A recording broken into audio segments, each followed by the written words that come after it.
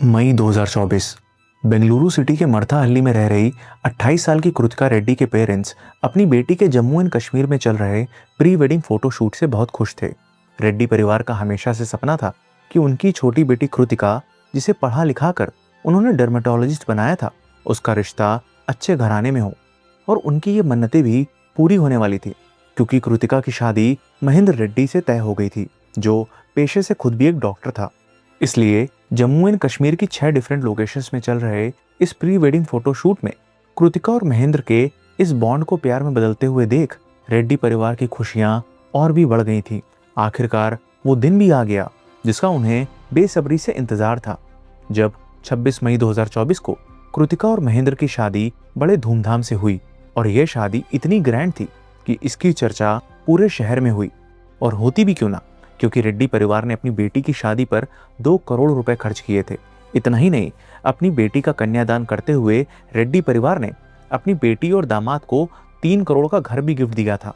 यह सिलसिला इतने पर ही नहीं रुका, बल्कि अपनी बेटी और दामाद की शादी की पहली मैरिज एनिवर्सरी की खुशी में उन्होंने महेंद्र और कृतिका के नए क्लिनिक स्किन एंड स्कैल्पल को सेटअप करने में मदद की, जिसकी ओपनिंग 4 मई 2025 को तय हुई थी।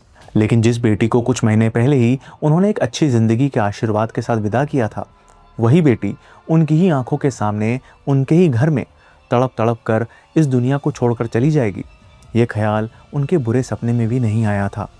क्लिनिक की ओपनिंग से मात्र 10 दिन पहले 24 अप्रैल 2025 को हुई कृतिका की मौत हर किसी को एक नॉर्मल डेथ लग रही थी।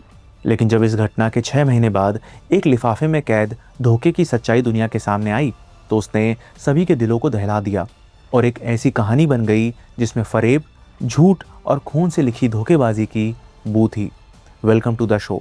My name is Shashwat and you are watching the mysterious case of Kritika Reddy.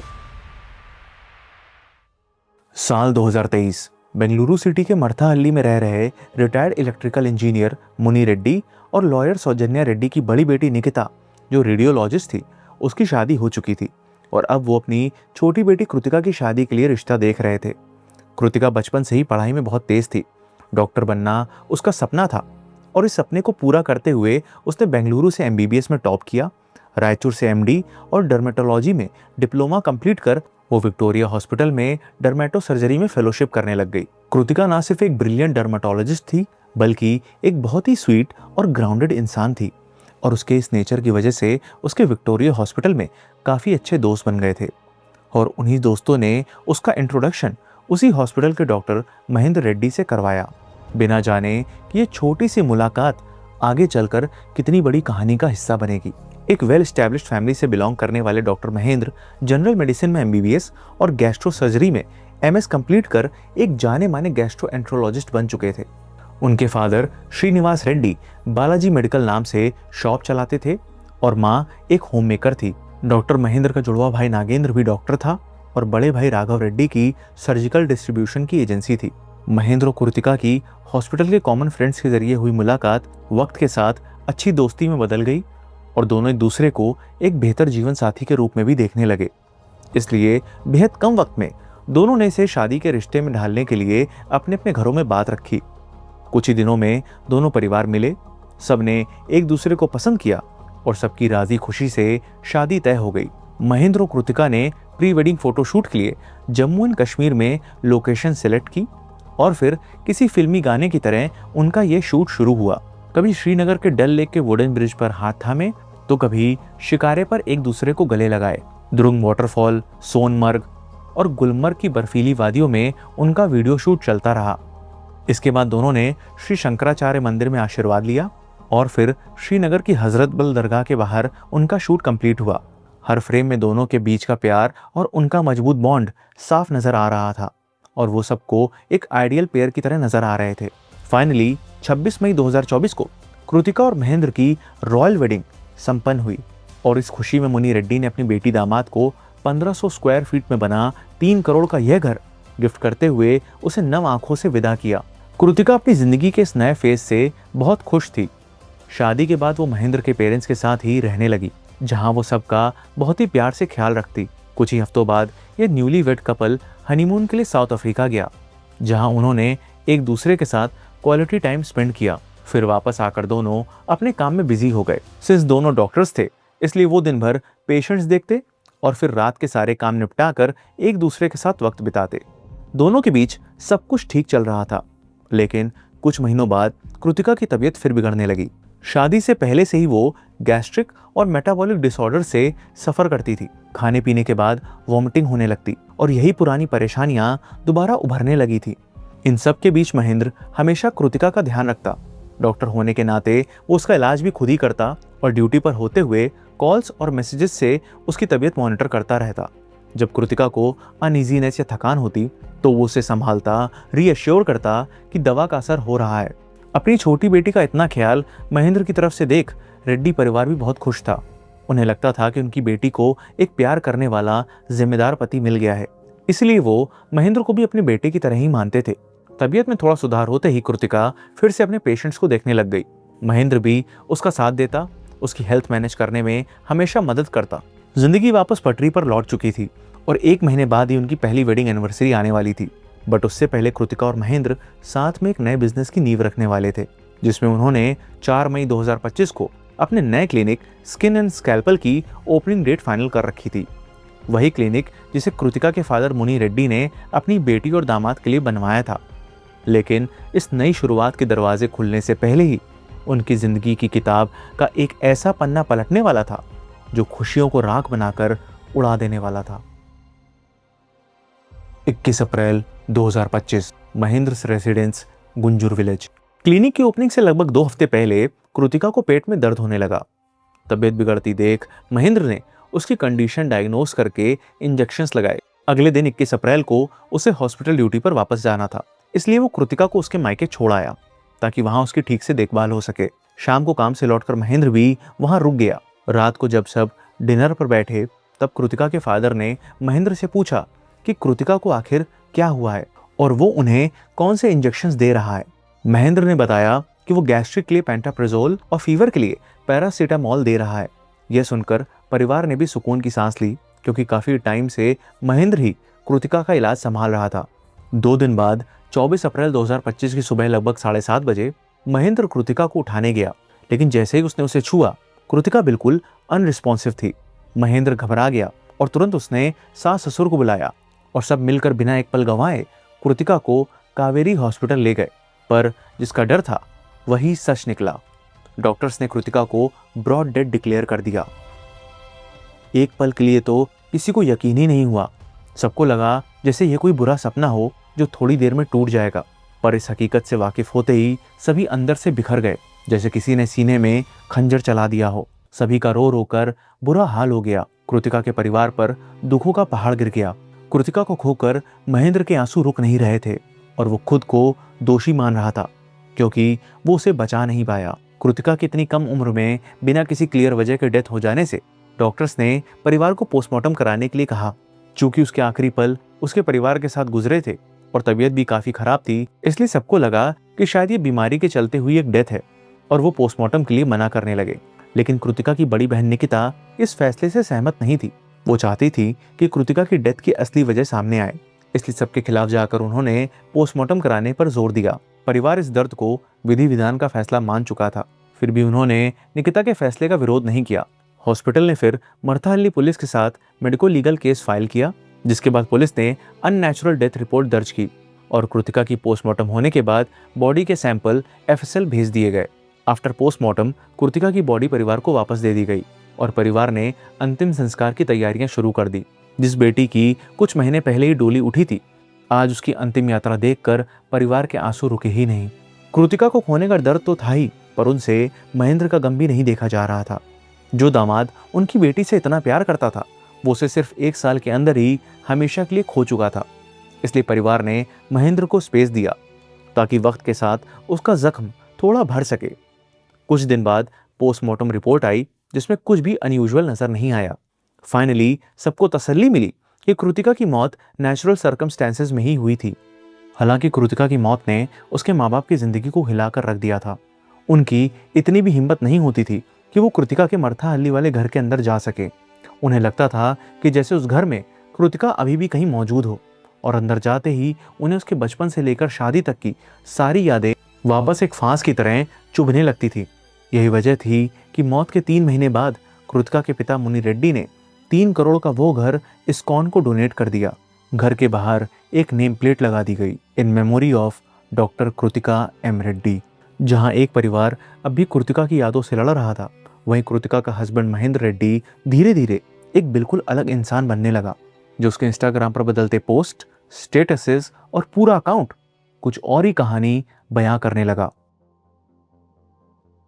Kritika की मौत के सिर्फ कुछ दिनों बाद ही महेंद्र ने स्कैल्पल आर्टिस्ट नाम से एक नया इंस्टाग्राम अकाउंट बनाया, जो उसमें मेंशन ज्वाइनिंग डेट से साफ बयां होता है। फिर उसका यूजर नेम बदलकर स्कैल्पल आर्टिस्ट से नोमैडिक सर्जन रखा। अपने इस नए इंस्टाग्राम अकाउंट में उसने कृतिका की एक भी फोटो पोस्ट नहीं की, बल्कि सबसे पहले उसने स्टेटस पर यह कोट लिखा, जिसकी एक लाइन में लिखा था, every day passed by make each one a different person, जिसका मतलब है कि हर गुजरता दिन हम सभी को अलग इंसान बना देता है। हर किसी का तो पता नहीं, पर महेंद्र एक अलग इंसान बन गया था। जुलाई में उसने पहली इंस्टाग्राम पोस्ट डाली, जिसमें वो तमिलनाडु में घूमते नजर आया। अगस्त में वो सेशल्स के प्रेसलिन आइलैंड घूमने गया और सितंबर में वो गोवा में वेकेशन मनाने गया। इन सभी फोटोज में वो बहुत खुश नजर आ रहा था। इनफैक्ट 15 सितंबर को, यानी कृतिका की डेथ से लगभग 5 महीने बाद पोस्ट की गई गोवा की इस फोटो में उसने लिखा, may be God is rewriting the better version of the best pages to make its marvellously amazing, जिसका मतलब है, हो सकता है भगवान मेरी लाइफ की किताब के सबसे अच्छे चैप्टर्स को और भी ज्यादा बेहतरीन बनाकर फिर से लिख रहे हैं। एक नॉर्मल इंसान जो अपनी पत्नी से सच्चा प्यार करता हो, उसके गुजर जाने के बाद वो सबसे पहले जिंदगी से शिकवा करता है। हर पल उसके दिमाग में एक ही सवाल घूमता है कि आखिर मेरे साथ ऐसा क्यों हुआ। ऐसी हालत में कोई भी इंसान खुद से, किस्मत से, भगवान से लड़ता हुआ दिखाई देता है। लेकिन महेंद्र बिल्कुल उल्टा कर रहा था। अपनी वाइफ को खोए हुए सिर्फ 5 महीने में ही वो अपनी लाइफ के इस फेज को अच्छे चैप्टर्स कहकर डिस्क्राइब कर रहा था। वो लिख रहा था कि भगवान उसकी जिंदगी की किताब के बेस्ट पेजेस को और बेहतरीन बनाकर दोबारा लिख रहे हैं। अब अगर एक बार ये सब जानकर भी किसी को यह लगता है कि महेंद्र का अपनी वाइफ की डेथ से मूव ऑन करने का एक तरीका होगा, तो वो इस बात से अनजान है कि इस बहरूपिये की यह खुशी उस भयानक सच को दफना देने के बाद की थी, जिसे छुपाकर उसने सबको धोखे में रखा था। साल 2024। महेंद्र कृतिका से शादी करके वाकई बहुत खुश था, क्योंकि यह शादी उसने अपनी मर्जी से की थी। शुरुआत के दिनों में जब भी कृतिका बीमार पड़ती तो महेंद्र उसका हर तरह से ख्याल रखता था। लेकिन कृतिका शादी से पहले ही गैस्ट्रिक और मेटाबॉलिक डिसऑर्डर से सफ़र कर रही थी, इसलिए जब भी ये ट्रिगर होता तो ज़रा सा भी खाने पीने पर उसे लगातार वॉमिटिंग होने लगती। घर के अंदर तो ये सब मैनेजेबल था, पर जैसे ही महेंद्र कृतिका को सोशल गैदरिंग्स में ले जाता और कृतिका को वहाँ वॉमिट होने लगती, तो महेंद्र के चेहरे पर एम्बैरेसमेंट का बोझ दिखने लगता। फिर एक दिन एक इंसिडेंट ने महेंद्र को अंदर तक हिला दिया, जब एक फंक्शन में कृतिका को फिर से वॉमिट हो गई और महेंद्र के दोस्तों ने हंसते हुए मजाक उड़ाकर यह कह दिया कि तुमने तो एक बीमार औरत से शादी कर ली है।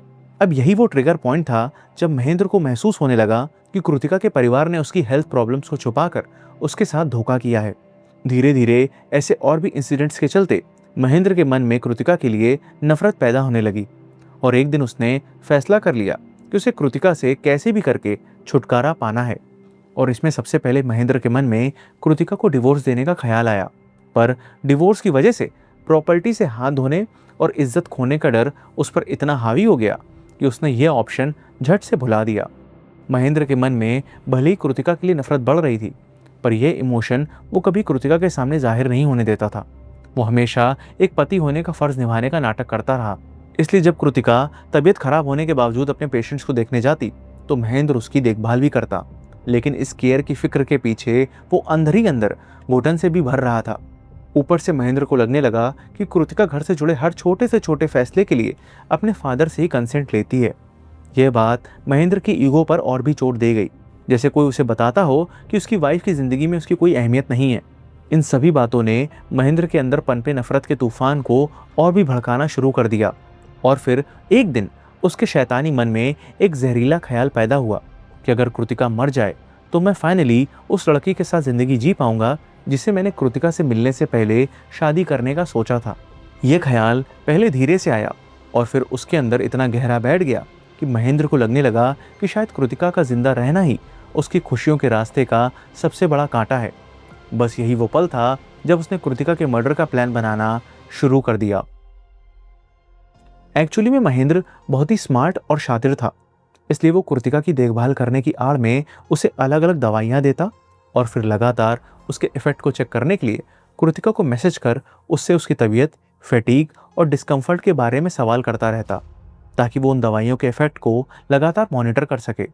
महेंद्र ने कृतिका के दिल में मौजूद उसके लिए प्यार और भरोसे का नाजायज़ फ़ायदा उठाया, ताकि वो उसे केयर के नाम पर मैनिपुलेट करते हुए दवाइयों के असर को समझ सके। जब महेंद्र बहरूपिया बन कृतिका को लगातार धोखा दे रहा था, तब उल्टा कृतिका और उसके परिवार को लगने लगा कि महेंद्र कृतिका से बहुत प्यार करता है और उन्हें दामाद के रूप में एक बेटा मिल गया है। लेकिन महेंद्र ने कृतिका के पिता के इन्हीं इमोशंस का फ़ायदा उठाते हुए उनसे हॉस्पिटल की डिमांड रख दी। ज़रा सोचिए, महेंद्र अंदर से कितना बड़ा लालची भी था। लेकिन महेंद्र के इस इंटेंशन से अनजान कृतिका के पिता ने महेंद्र को एडवाइस दी कि पहले वो उनके लिए क्लिनिक खुलवा देंगे, ताकि वो लोग प्रैक्टिस करके एक्सपीरियंस गेन कर लें। अब अपनी इन मनचाही डिमांड्स के पूरा ना हो पाने की वजह से महेंद्र अंदर ही अंदर नफरत से जलने लगा और बस उस मौके का इंतजार करने लगा जब वो कृतिका को बड़ी सफाई से मौत के घाट उतार सके। 21 अप्रैल 2025, महेंद्र रेसिडेंस, गुंजूर विलेज। कृतिका को पेट में इतना भीषण दर्द शुरू हुआ कि वो सीधी खड़ी तक नहीं हो पा रही थी। दर्द से टूटी हुई आवाज में उसने महेंद्र से मदद मांगी और यही वो पल था जिसका महेंद्र बेसब्री से इंतजार कर रहा था। महेंद्र ने तुरंत डायग्नोस करने का नाटक किया और कृतिका से कहा कि दर्द कम करने के लिए उसे कुछ इंजेक्शंस लगवाने होंगे। कृतिका दर्द से इतनी परेशान थी कि उसने बिना एक पल सोचे महेंद्र की बात मान ली। महेंद्र अपनी मेडिकल नॉलेज और डॉक्टर के पेशे का गलत इस्तेमाल करने वाला था। वो पेंटोप्रेजोल के इंजेक्शंस लेकर आया ताकि वो उसके कवर में प्रोपोफॉल को एडमिनिस्टर कर सके। हो सकता है कि कुछ लोग कमेंट करें कि मैंने ये जहर का नाम क्यों बता दिया, ऐसे तो कोई भी किसी को दे सकता है। तो पहली बात यह है कि प्रोपोफॉल कोई पॉइजन नहीं, बल्कि इंट्रावीनस एनेस्थेटिक है, जो सर्जरीज से पहले पेशेंट को बेहोश करने के लिए दिया जाता है। इसका डोज हमेशा पेशेंट के वेट के हिसाब से होता है, लेकिन इसकी ओवरडोज से पेशेंट की कार्डियक अरेस्ट या रेस्पिरेटरी फेलियर से मौत हो सकती है। और यह इंजेक्शन जनरल पब्लिक को नहीं मिल सकता। चूंकि महेंद्र डॉक्टर था और उसके फादर की फार्मेसी भी थी, इसलिए उसके लिए प्रोपोफॉल हासिल करना एक चुटकी बजाने जैसा आसान था। यह डिटेल्स शेयर करने का पर्पज़ यह है कि जो मेजॉरिटी जनता नॉन मेडिकल बैकग्राउंड से होती है, वो इन चीज़ों से अनजान रहती है। इस वजह से वो या तो आसानी से मैनिपुलेट हो जाती है या किसी अनोमली को समझ ही नहीं पाती। साथ ही जो मेडिकल फील्ड में लोग हैं, उनके लिए भी ये रिमाइंडर्स इंपॉर्टेंट होते हैं, ताकि वो अपने प्रोफेशन के एथिक्स को कभी कॉम्प्रोमाइज़ ना होने दें और किसी मिसयूज़ को पहचान सकें। सच्चाई छुपाने से सिर्फ गलत लोगों को मौका मिलता है। सच्चाई बताने से सोसाइटी ज़्यादा इन्फॉर्म्ड, ज़्यादा अवेयर और ज़्यादा सेफ बन सकती है। इसलिए इन्फॉर्मेशन देना ज़रूरी है, ताकि कोई भी सिस्टम, प्रोफेशन या नॉलेज का मिसयूज़ ना कर सके, और अगर कोई करे तो लोग उसे पहचान भी सकें। अब मेडिकल स्टडीज़ के मुताबिक प्रोपोफॉल को अगर हैंड या रिस्ट जैसी छोटी वीन्स में लगाया जाए तो पेशेंट को सिवियर पेन होता है, जबकि फोर आर्म, एल्बो या लेग जैसी बड़ी वेन्स में पेन कंपैरेटिवली कम होता है। और महेंद्र नहीं चाहता था कि कृतिका या घर वालों को इंजेक्शन के बाद उसके अनयूजुअल पेन का शक हो, इसलिए बिना किसी को पता चले उसने कृतिका के राइट लेग में कैन्यूला के थ्रू इसे इंजेक्ट कर दिया। अब यह एक सोची समझी और कैलकुलेटेड प्लेसमेंट थी, जिससे किसी को कुछ समझ ही ना आए। महेंद्र ने कैन्यूला के थ्रू पेंटोप्रोजोल के साथ साथ चुपके से प्रोपोफॉल इंजेक्ट कर कृतिका को यह जानकारी दी कि उसे जल्द ही दर्द से आराम मिल जाएगा। एज पर प्लान अगले दिन यानी 22 अप्रैल 2025 को महेंद्र कृतिका को उसके पेरेंट्स के घर छोड़कर खुद ऑफिस के लिए निकल गया, ताकि कृतिका की मौत उनके पेरेंट्स के पास हो और कोई महेंद्र पर सवाल ना उठा पाए। 23 अप्रैल को कृतिका को कैन्यूला वाले एरिया में दर्द महसूस होने लगा। इसी वजह से कृतिका ने महेंद्र को मैसेज किया यह पूछने के लिए कि क्या वो कैन्यूला हटा सकती है, लेकिन महेंद्र ने कैन्यूला हटाने से मना कर दिया और कहा कि वो उसे एक लास्ट डोज देगा और उसके बाद उसे कोई भी दर्द महसूस नहीं होगा। I will give you today the last dose and after that no pain will be there for you. Office से लौटने के बाद रात 9:30 बजे महेंद्र ने कृतिका को प्रोपोफॉल का लास्ट डोज ज़रूरत से ज़्यादा क्वांटिटी में लगा दिया, जिसने उसकी कंडीशन वर्स कर दी। वो खुद दूसरे कमरे में जाकर नेटफ्लिक्स देखने लगा और उसी कमरे में सो भी गया। अगली सुबह 7:30 बजे कृतिका अनरिस्पॉन्सिव मिली। महेंद्र ने जानबूझकर कृतिका को CPR तक नहीं दिया, ताकि उसके बचने का 0.01 चांस भी ना रहे। फिर उसने नाटक करना शुरू किया और पेरेंट्स के साथ कृतिका को लेकर हॉस्पिटल भागा, जहां डॉक्टर्स ने कृतिका को ब्रॉड डेड डिक्लेयर कर दिया। कृतिका का कोल्ड ब्लडेड मर्डर करने के बाद वो उसे किसी भी तरह छुपाना चाहता था, इसलिए उसने रोने धोने का नाटक शुरू किया और कहने लगा कि वो कृतिका का अंतिम संस्कार अपने होम टाउन में करेगा। चूंकि कृतिका बीमार थी और उसकी डेथ उसके पेरेंट्स के पास ही हुई थी, इसलिए कृतिका के पेरेंट्स ने मान लिया कि कृतिका की मौत बीमारी के चलते हुई है। लेकिन कृतिका की सिस्टर निकिता ने साफ कह दिया कि पोस्टमार्टम के बिना अंतिम संस्कार नहीं होगा। ये सुनते ही महेंद्र इमोशनल ड्रामा करने लग गया और महेंद्र की फैमिली भी पोस्टमार्टम के लिए मना करने लग गई। पर निकिता की जिद के बाद पुलिस ने हॉस्पिटल के कहने पर अननेचुरल डेथ रिपोर्ट फाइल की और पेपर वर्क कंप्लीट होते ही कृतिका का पोस्टमार्टम शुरू किया गया। महेंद्र का प्लान अब तक बिल्कुल वैसे ही चल रहा था जैसा उसने सोचा था, लेकिन जैसे ही कृतिका की ऑटोप्सी शुरू होने वाली थी, उसके दिमाग में एक ही डर बैठ गया कि अगर कहीं पोस्टमार्टम में प्रोपोफॉल डिटेक्ट हो गया तो। यह डर उस पर इतना हावी हो गया कि वो पैनिक होने लगा और इस डर को छुपाने के लिए उसने इमोशनल ड्रामा शुरू किया। वो ऑटोप्सी रूम की तरफ भागते हुए गया और पुलिस से अपनी वाइफ का पोस्टमार्टम होते देखने की परमिशन मांगने लगा, लेकिन पुलिस ने उसे सख्ती से मना कर दिया। ऑटोप्सी कंप्लीट होने के बाद कृतिका के विसरा सैंपल्स फॉरेंसिक लैब भेज दिए गए और scene of crime officer team ने कृतिका के पेरेंट्स के घर जाकर कैन्युला सेट, इंजेक्शन ट्यूब और मेडिकल आइटम्स रिकवर किए ताकि उन्हें भी फॉरेंसिक एनालिसिस के लिए भेजा जा सके।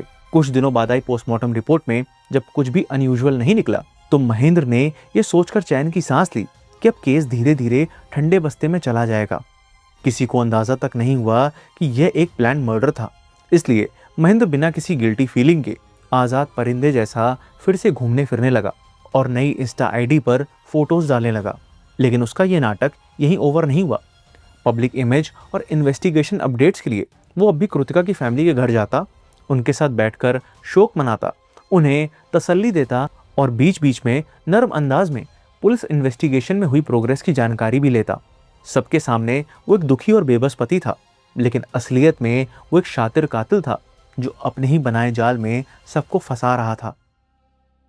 महेंद्र इतना लालची और घटिया किस्म का था कि कृतिका का मर्डर करने के बाद वो कृतिका के गहने और उसका महंगा सामान उसके पेरेंट्स के घर से ये इमोशनल ड्रामा करते हुए ले आया कि उसमें कृतिका की यादें जुड़ी हैं जिसे वो अपने साथ रखना चाहता है। कुछ दिनों बाद वो बेंगलुरु से 400 किलोमीटर दूर उडुपी में रहने लगा एंड एज पर गैस्ट्रो सर्जन प्रैक्टिस करने लग गया ताकि वो सभी जान पहचान वालों से दूर अपनी लाइफ मनचाही तरीके से जी सके। महेंद्र को जो चाहिए था वो उसे मिल गया था और कृतिका की हत्या करने के बाद वो आज़ाद था अपने पुराने रिलेशनशिप से वापस जुड़ने के लिए। कृतिका की डेथ के बाद उसने नया इंस्टा अकाउंट बनाया ताकि उसकी पास्ट लाइफ से उसका कनेक्शन पूरी तरह कट जाए। महेंद्र अलग अलग लड़कियों को मैसेज करने लग गया जिनसे वो अपनी शादी से पहले टच में था। महेंद्र ने कम से कम 4-5 लड़कियों को कांटेक्ट करने की कोशिश की, जिसमें से एक डॉक्टर भी थी। उनमें से एक लड़की ने महेंद्र की कृतिका से शादी के बाद उससे दूरी बनाने के लिए उसे हर सोशल मीडिया और मैसेजिंग ऐप पर ब्लॉक कर रखा था। यह बात जब महेंद्र को पता चली तो वो फ्रस्ट्रेट हो गया और अपने इस झूठे प्यार का दिखावा करते हुए उसने पेमेंट ऐप फोन पे से उस लड़की को मैसेज किया कि I killed my wife for you. लेकिन उस लड़की ने इसे महेंद्र की नौटंकी समझ उसके इस मैसेज को इग्नोर कर दिया। जब महेंद्र इस लड़की से वापस नहीं जुड़ पाया तो उसने एक और लड़की को मैसेज किया जिसे वो अपने पोस्ट ग्रेजुएशन के दिनों से जानता था और जिसके साथ वो रिलेशनशिप में भी था। इवन कृतिका से शादी होने से पहले 2023 में महेंद्र ने उस लड़की को शादी के लिए प्रपोज भी किया था। लेकिन जब महेंद्र की कृतिका से मुलाकात हुई तो उसने उस लड़की को छोड़ने का फैसला कर लिया और अपने फादर से उस लड़की को झूठ बुलवा दिया कि महेंद्र की कार एक्सीडेंट में डेथ हो गई है। जरा सोचिए, उसका पिता भी इस तरह के झूठ में शामिल हो गया था। अब इस लड़की से वापस जुड़ने के लिए महेंद्र ने इसे भी मैसेज किया कि उसे अपनी डेथ फेक की थी ताकि वो कृतिका से शादी कर सके, क्योंकि उसकी कुंडली में लिखा था कि उसकी पहली वाइफ की मौत निश्चित है और उसने ये नाटक उस लड़की को बचाने के लिए किया था क्योंकि वो उसे सच्चा प्यार करता है। ये सब कुछ दिखाता है कि महेंद्र की मानसिकता कैसी थी। महेंद्र हत्या करने के बाद पूरी आज़ादी से हर काम करने लग गया। उसे अब किसी चीज़ का कोई डर नहीं था। 6 महीने बीत गए और किसी को भनक तक नहीं लग पाई कि कृतिका का मर्डर हुआ था। लेकिन महेंद्र जितना रिलैक्स होकर अपनी लाइफ एंजॉय करने में लगा हुआ था, वो ये भूल गया था कि उसके पाप का घड़ा भर चुका था जो जल्द ही फटने वाला था। 13 अक्टूबर 2025, जहां कृतिका के परिवार के घाव अभी भरे भी नहीं थे कि उन घाव को हरा करने का काम किया 6 महीने बाद आई कृतिका की एफएसएल रिपोर्ट ने। इस रिपोर्ट में कृतिका के ऑर्गन्स में प्रोपोफॉल के ट्रेसेस पाए गए, जिसके ओवरडोज से कृतिका को रेस्पिरेटरी फेलियर हुआ और उसकी डेथ हो गई। इस रिपोर्ट के सामने आने के बाद कृतिका के फादर ने 13 अक्टूबर को मरथाहल्ली थाने में महेंद्र के खिलाफ उसके बेटी का मर्डर करने की एफआईआर दर्ज करवाई, जिसके बाद पुलिस ने यूडीआर यानी अननेचुरल डेथ रिपोर्ट को मर्डर में रिक्लासिफाई किया और 14 अक्टूबर को पुलिस ने महेंद्र को उडुपी डिस्ट्रिक्ट के मणिपाल सबर्ब से अरेस्ट कर लिया। पुलिस ने उसके पास से मोबाइल फ़ोन और लैपटॉप भी सीज किया और उन्हें फॉरेंसिक्स के लिए भेज दिया, जहां पुलिस को उसके फ़ोन पे ऐप से भेजा गया ये कन्फेशन भी मिला जिसमें उसने लिखा था, I killed my wife for you. इसके बाद पुलिस ने उन सारी लड़कियों से पूछताछ की जिन्हें महेंद्र ने मैसेज किया था और इन सारी जांच के बाद ये साफ हो गया कि उन लड़कियों का इस मर्डर में कोई इन्वॉल्वमेंट नहीं था। सिंसोको टीम पहले कैन्यूला सेट, इंजेक्शन ट्यूब और मेडिकल आइटम्स को रिकवर कर चुकी थी, इसलिए ये सारे एविडेंस महेंद्र के अगेंस्ट केस को स्ट्रॉन्ग बनाते हैं। लेकिन इतने माउंटिंग एविडेंसेस के बाद भी महेंद्र शांत बना रहा और एक ही बात कहता रहा कि वो इनोसेंट है और उसका कृतिका की डेथ से कोई लेना देना नहीं है। लेकिन कहानी अभी खत्म नहीं हुई, क्योंकि इसके बाद पुलिस ने जो खुलासे किए वो और भी चौंका देने वाले थे। पुलिस ने बताया कि महेंद्र रेड्डी और उसके दोनों भाई नागेंद्र और राघव पर 2018 से मल्टीपल चीटिंग, फ्रॉड और क्रिमिनल इंटिमिडेशन के केसेस चल रहे हैं, जिसमें महेंद्र के जुड़वा भाई नागेंद्र ने एक लड़की से मंदिर में झूठी शादी रचाई और फिर वो शादी रजिस्टर भी नहीं करवाई। इनफैक्ट महेंद्र और राघव पर उसी लड़की के ट्रस्ट का मिसयूज करते हुए उससे फिजिकल रिलेशन बनाकर उसे अबेंडन करने का आरोप है। मतलब एक ही लड़की के पीछे तीनों भाई शिकारी कुत्तों के माफिक पड़े थे। इसके बाद 24 अप्रैल 2025 में इस केस का 1 लाख रुपए में सेटलमेंट हुआ, लेकिन सेटलमेंट के दिन वो लड़की इंट्रावीनस ड्रग के ओवरडोज से मरी पाई गई थी और ये वही तारीख थी जिस दिन डॉक्टर कृतिका रेड्डी ने आखिरी सांसें ली थी। डॉक्टर कृतिका रेड्डी का महेश ने मर्डर किया है ये तो साफ हो गया, पर उस विक्टिम के साथ क्या हुआ ये अभी तक क्लियर नहीं है। पर एक ही दिन 2 मौतों का एक ही तरह से होना सिर्फ इत्तेफाक नहीं हो सकता है। शादी कोई परफेक्शन का कॉन्ट्रैक्ट नहीं होता, यह एक रिस्पॉन्सिबिलिटी होती है अपने पार्टनर के वीकेस्ट मोमेंट्स में साथ खड़े होने की, ना कि उन्हें इस बात की सज़ा देने की। कृतिका को जहां अपने हस्बैंड के साथ की ज़रूरत थी वहां उसे मिला हिडन फॉर्म में जजमेंट, गुस्सा और अल्टीमेटली बिट्रेयल। वहीं महेंद्र रेड्डी को अपनी पत्नी की बीमारी में एम्बैरेसमेंट दिखा, लेकिन वो दर्द नज़र नहीं आया जिससे वो रोज़ गुजर रही थी। फिर उसकी हत्या करने के बाद तुरंत इंस्टा पर नए पार्टनर की तलाश करना दिखाता है कि यह क्राइम इम्पल्स में नहीं किया गया था, बल्कि महेंद्र रेड्डी ने एक इंसानी जान से ज़्यादा अपने डिज़ायर्स को वैल्यू दी थी। अगर आप क्राइम केसेस ऑडियो फॉर्म में सुनना पसंद करते हैं तो आप स्पॉटिफाई पर हमारे पॉडकास्ट को सुन सकते हैं, जिसका लिंक डिस्क्रिप्शन में दिया हुआ है। और ढेर सारा प्यार और सपोर्ट देने के लिए दिल से थैंक यू। और प्लीज़ रॉन को सब्सक्राइब कर हमें सपोर्ट करें।